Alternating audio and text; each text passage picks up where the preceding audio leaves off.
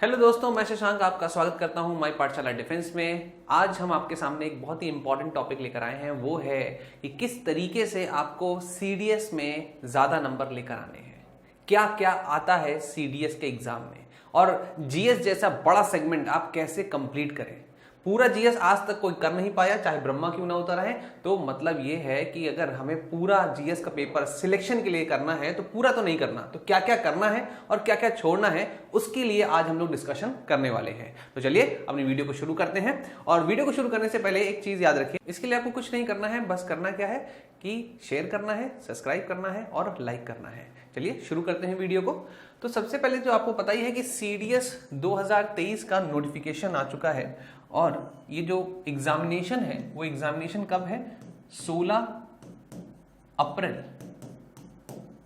2023 को। तो अब आप लोगों के पास ज्यादा समय नहीं है, और जीएस कम से कम आपका 1 साल मांगता है कि अगर आपको यूपीएससी के किसी भी एग्जाम को क्लियर करना है तो इसमें जीएस जो आता है उसके लिए एटलीस्ट 1 साल की प्रिपरेशन की जरूरत होती है। पर आपके पास 1 साल नहीं है, तो कैसे कम समय में ज्यादा क्वेश्चंस को करें और कौन कौन से टॉपिक्स पे ज्यादा क्वेश्चन आते हैं, अगर हमें ये सारी चीजें पता चल जाए तो आप आराम से अपनी स्ट्रैटेजी बना पाएंगे।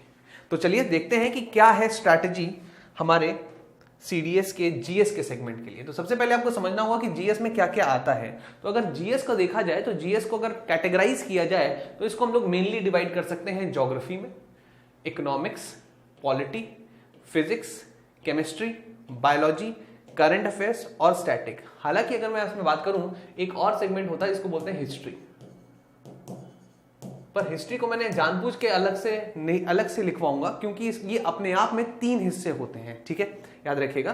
तो अगर मैं आपसे बात करता हूं कि ये जो सारे टॉपिक्स आ रहे हैं, प्लस इसमें अगर मैं हिस्ट्री लिख भी देता हूं यहां पर,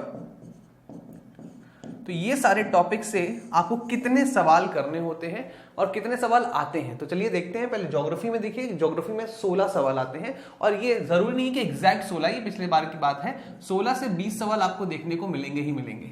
इसके बाद इकोनॉमिक्स से पिछली बार 24 सवाल आए थे, परंतु इसमें भी आपके 20 से 24 सवाल आते हैं।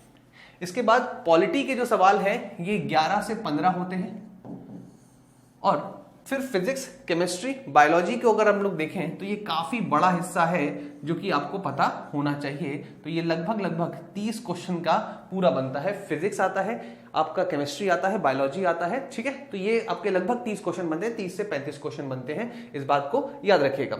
और फिर आता है आपका करंट अफेयर, क्योंकि पिछली बार काफी ज्यादा करंट अफेयर आया था, तो आपको ये याद रखना है। और 20 क्वेश्चन लगभग आपके आते हैं हिस्ट्री के। इसके बाद जो बचा है वो मिसलेनियस में आ जाता है। टोटल 120 क्वेश्चन होते हैं, और आपको 2 घंटे मिलते हैं करने के लिए, मतलब 1 मिनट में 1 क्वेश्चन करना होता है। पर स्ट्रैटेजी क्या है, अगर आप पढ़ने बैठोगे तो इन सब पढ़ने के लिए, ठीक है, 2 जन्म लग जाने वाले हैं। 2 जन्म नहीं चाहिए हम लोग को, हम लोग के पास सिर्फ 3 से 4 महीने हैं। और इसके लिए अगर देखा जाए तो हमेशा है कि ज्योग्राफी जो है वो एनसीईआरटी से आती है।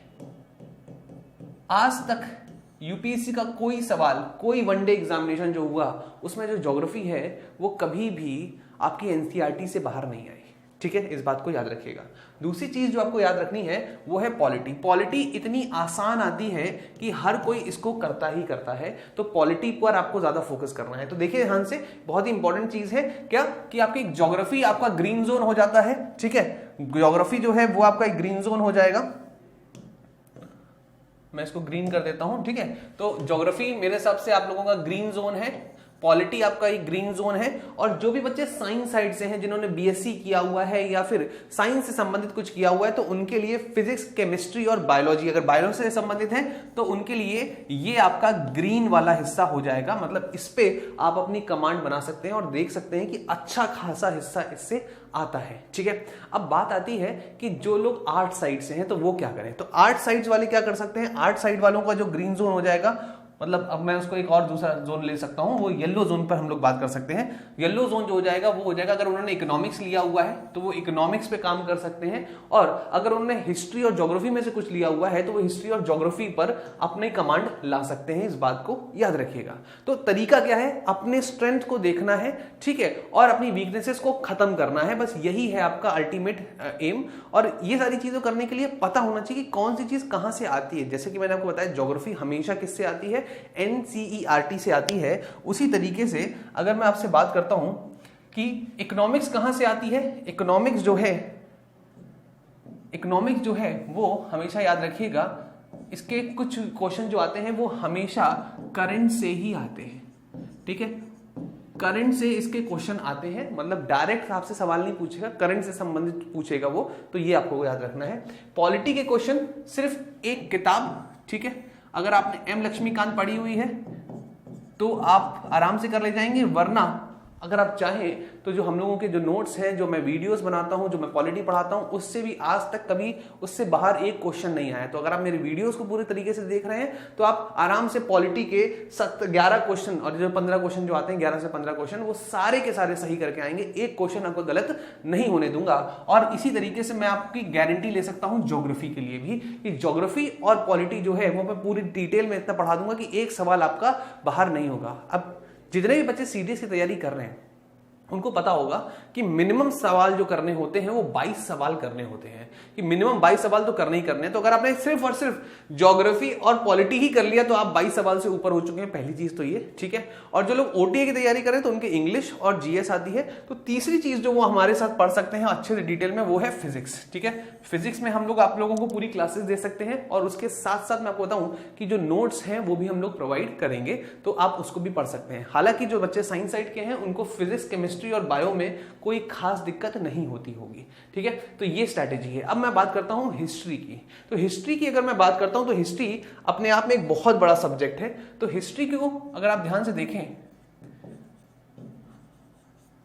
तो हिस्ट्री के 3 हिस्से होते हैं। एक होता है आपका एंशिएंट हिस्ट्री,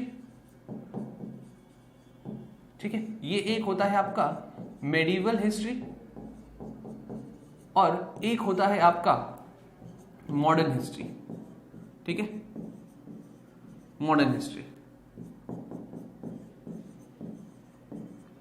आपको मैं बता दूं कि अभी तक जितने 5 साल के पेपर को एनालाइज मैंने किया है उससे आपको समझ में आएगा कि मॉडर्न हिस्ट्री आती है वो जो आप पेपर में कर सकते हैं। सिर्फ और सिर्फ अगर आप एनसीईआरटी भी पढ़ लेते हैं, ठीक है, और या हमारे लेक्चर्स को ही देख लेते हैं तो आपकी मॉडर्न हिस्ट्री कंप्लीट हो जाएगी। और मॉडर्न हिस्ट्री के क्वेश्चन ऐसे टफ नहीं आते कि आप बिल्कुल देख ही ना पाए। हाँ, हिस्ट्री में जो एंशिएंट हिस्ट्री होती है, प्राचीन इतिहास जो होता है, उससे कभी कभी सवाल ऐसे आते हैं जो टीचर को भी परेशान कर देते हैं, और मेडिवल हिस्ट्री का भी बिल्कुल यही मामला है।